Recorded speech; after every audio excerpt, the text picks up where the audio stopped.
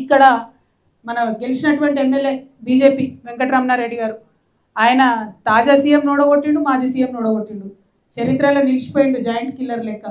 అద్దప్తే ఆయన మాత్రం ఏం సాధిస్తలేరు. బీజేపీ పార్టీ మేమింత అంటారు. కనీసం గిన్ని వరదలు వస్తే బీజేపీ వాళ్ళు వచ్చి పెరేడ్ చూసినట్టు చూసిపోయారు. అంటే మన దుఃఖం మన బాధ వాళ్ళకి ఎగ్జిబిషన్ లెక్క అయింది.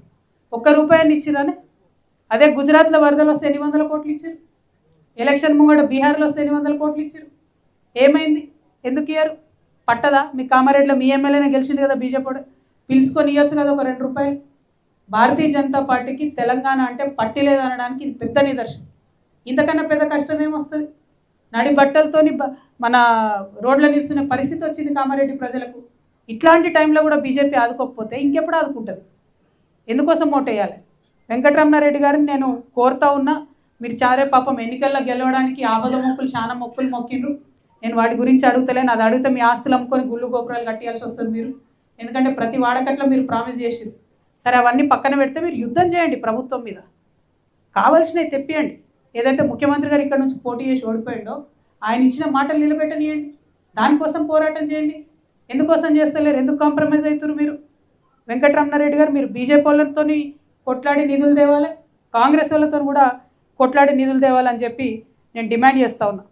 అదేవిధంగా మరి కామారెడ్డికి చాలా ప్రత్యేకత ఉన్నది. ఎందుకోసం ప్రత్యేకత ఉన్నది? ఇక్కడి నుంచే నవంబర్ 10, 2023 నాడు బీసీ డిక్లరేషన్ చేసిరు. ఈ కాంగ్రెస్ వాళ్ళు ఇక్కడ లోకల్ నాయకులు చెప్తే వాళ్ళ మాటలు ఎవరు నమ్మరని చెప్పి పక్క రాష్ట్ర ముఖ్యమంత్రి బీసీ బిడ్డ సిద్ధరామయ్య గారిని తీసుకొని వచ్చి మరి ఇక్కడ బీసీ డిక్లరేషన్ చేసిరు. చేసి సైలెంట్ కూరుకున్నారు. వీళ్ళని ఎవరు అడగరు అనుకున్నారు బీసీల గురించి. మేము ఆనాడు కూడా అడిగినాం, మీరు 42% బీసీలకు రిజర్వేషన్ వస్తా అన్నారు. ఉమ్మడి నిజామాబాద్ జిల్లాలో కామారెడ్డి నిజామాబాద్ కలిపితే 2023 ఎన్నికలల్లో ఒక్క బీసీకి కూడా కాంగ్రెస్ పార్టీ టికెట్ ఇవ్వాలి. ఒకటంటే ఒక బీసీకి. ఆ రోజు అది కూడా చెప్పినాం. అయినా సరే బీసీ బిడ్డలు ఆనాడు కాంగ్రెస్ పార్టీని నమ్మిండ్రు, సిద్ధరామయ్య గారిని చూసిండ్రు, ఓట్లేసిరు, గెలిపించారు. కానీ వాగ్దానం చేసి మీరు మర్చిపోయారు. మీరు మర్చిపోయిన తెలంగాణ జాగృతి మర్చిపోలేదు. మేము వెంటబడ్డాం. మీరు పూలే విగ్రహం పెట్టాలని అడిగినాం. మీరు అమ్మ సావిత్రిబాయి పూలే యొక్క జన్మదినం అఫీషియల్గా చేయాలని అడిగినాం. కామారెడ్డి డిక్లరేషన్ యథాతథంగా అమలు చేయాలని ఈ రాష్ట్రంలో ఉన్న అన్ని జిల్లా కేంద్రాలు తిరిగి రౌండ్ టేబుల్ సమావేశం పెట్టి అసలు కామారెడ్డి డిక్లరేషన్ ప్రజలు మర్చిపోకుండా చేసిందే తెలంగాణ జాగృతి సంస్థ. 1 కాదు 2 కాదు, బీసీ డిక్లరేషన్లో మీరు అనేక మాటలు ఇచ్చారు. ఆ మాటలన్నిటి మీద కూడా మేము వెంటబడ్డాం.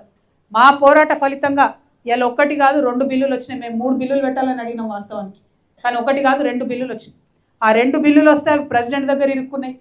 మళ్ళీ మేము వార్నింగ్ ఇచ్చినాం బీజేపీకి, కాంగ్రెస్కి, మీరు కనుక ఖచ్చితంగా ఆర్డినెన్స్ తీసుకొచ్చి బీసీలకు 42% రిజర్వేషన్ ఇవ్వకపోతే రైలు రోకో చేస్తామని చెప్పిన మానాడు.